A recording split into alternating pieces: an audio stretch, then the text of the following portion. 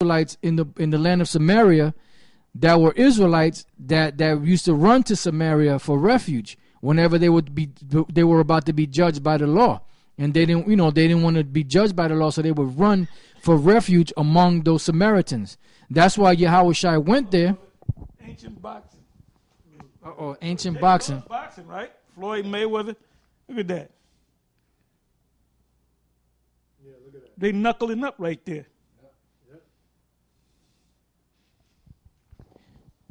So this is the reason, and you got to remember this was in the ancient world. They were doing the same thing during the time of the Roman Empire. You had jakes that were gladiators fighting in the arenas, walking around with togas. Yeah, the Apostle Paul made a statement, said, fight I not as one that beat the air. So was it, like a guy that's throwing haymakers? I think that's what they call them, haymakers, right? He used references of the Olympic because the Olympics were big back then. Yeah. He used running a race. boxing, reference to boxing, reference to wrestling, reference to running a race. Running a race, yeah. Running a long distance race, Yep. and running a short distance race, a sprint. That's right. Yeah, so with all this stuff, and the history, like I said, them Jews back there, they knew their history, like we know the history today. This is the reason why this is written. They basically pushed those Israelites out the box, so to speak. They said, "Look, you guys are out of the way. We're the only ones that are down with this, not y'all." So they pushed them out of the way. So that's why Paul had to come back and explain this to the Israelite foreigners. This is what he said. Romans 11:1. I say then, hath the Most High cast away his people. So he's telling them, he's making a point to them because they were feeling away because they knew that the Jews weren't accepting them, even though they were Israelites themselves. I say then, hath the Most High cast away his people? The Most High forbid. For I also am an Israelite of the seed of Abraham, of the tribe of Benjamin. Those Jews that rose up, was born as being Jews. Their parents are Jews. Their great-grandparents, they can trace their line back to their father, grandfather, great-grandfather, great-great-grandfather, and so forth, even up into the name going back 1,000 years or more. All right? That's right. They could do that. So when they saw them other Israelites, not circumcising themselves, eating pork, dressing in the regalia of the Greeks, the Greek games, moving out of Israel and losing their religion, so to speak, they said, "Nah, man, we ain't dealing with you niggas. We ain't dealing with y'all. That's right. Y'all can't prove your nationality. You can't prove no. Y'all are just black Greeks." Yeah. That's what they didn't understand. Right.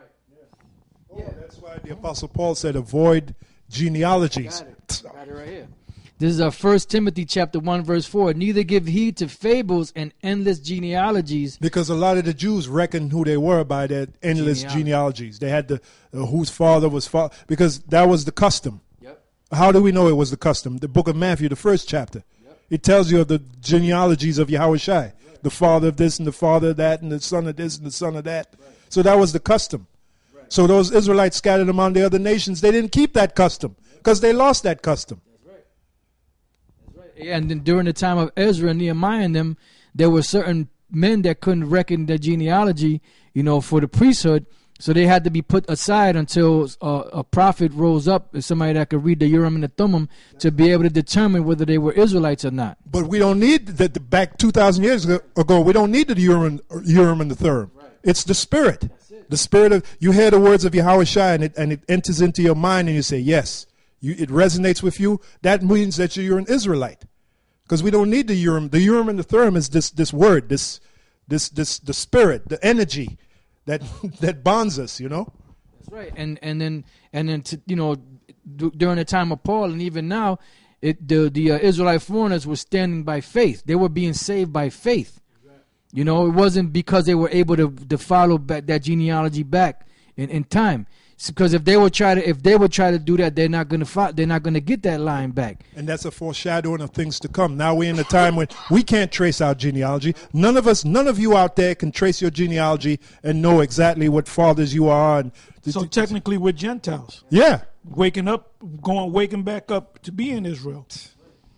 It says here, Galatians 3 and 25, one of my favorite scriptures. But after, let me start at 24. The Greeks. Wherefore the Lord was our schoolmaster to bring us unto Yahushua, that we might be justified by faith. But after that faith is come, we are no longer under schoolmaster, meaning once you come on a certain level in these scriptures, I don't have to remind you to do this and to do that. You're supposed to already know it, man. Okay? That's why, hey, we find out a guy committing adultery, brother, openly, he's got to go. He got to go, man. Because he's supposed to know that. That's right. And then we don't have women around us anyway, so how the hell can we commit the act of adultery? Yeah. You know, how can a man deal with your woman behind your back when you ain't got no woman around? That's right. All right?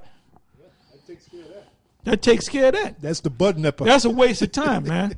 Nips that in the the woman bud. Can't get it, man. You're wasting your damn time, man. Although there's certain women whose eyes are somewhat open, you know.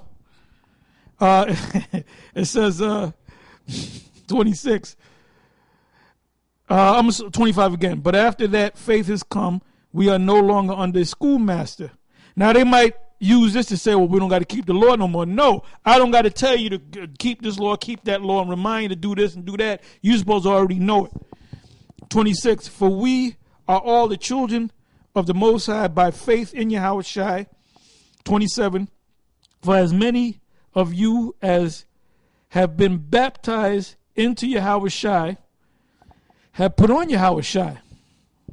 28, there is neither Jew nor Greek, there is neither bond nor free, there is neither male nor female, for ye are all one in Yahushua. And if ye be Yahushua's, then are ye Abraham's seed and heirs according to the promise. Because that promise was given to who? The children of Israel. So how did the Greeks get in there? Because the Greeks, those were Israelites. It had nothing to do with being in slavery in the book of Malachi. Okay? That nigga just pulled that right out of his ass because he was on the hot seat. But that's what they do. That's what these guys do, these other camps. They don't have the perfect understanding, so they just pull shit right out of their ass. You got a scripture? You got a scripture? No. Okay, you were back in Romans, right? Yeah. Well, you know. Well, just go back to Romans. Yeah. I was trying to think. There was another scripture I was trying to think of, but I can't think of it right now. While you're getting that, I got another scripture. Ephesians. Hold up. Like another example while the apostles getting it is Zabak with that video, and the apostle Elder Tarja said he saw the video. The shit does make you mad. You see that you know the guy just pulled that shit right out of his ass. And I'm telling you something, Yahweh Shem Yahushua ain't gonna tolerate that shit too much longer, man. You're gonna start zapping motherfuckers to make an example. Yeah, because the reason why that's happening too is because you guys are denying the name of Yahweh Shem Yahushua. You're not standing behind that name. You're not exalting that name. You're pushing that name to the curb like it's nothing. So you're not holding the root. You're not holding the foundation. Of this whole thing that keeps everything together. You're just kicking it to the side and exalting Christ and Jesus and all that crap. You're not exalting the Most High in the name of His Son. Ephesians 2 and 11. The whole chapter is good, but Ephesians 2 and 11. It says, wherefore remember that ye being in time past Gentiles. Who is he talking to? The Israelites in Ephesus that followed the Gentile customs. Okay? It says, wherefore remember that ye being in time past Gentiles in the flesh. In other words, you were uncircumcised, you were eating pork, you had a smooth face. And that's another thing in GMS and Israel as a whole. You got guys, and I see this every goddamn day. Either they ain't got no beard on their face, or they got the smallest beard, like they're trying to break a Guinness Book of World Record, the teeniest beard in the world. You can bet you need a magnifying glass to see that. No, I don't use no razor. the 12 o'clock shadow, you know, the just after shave shadow. It says, I'll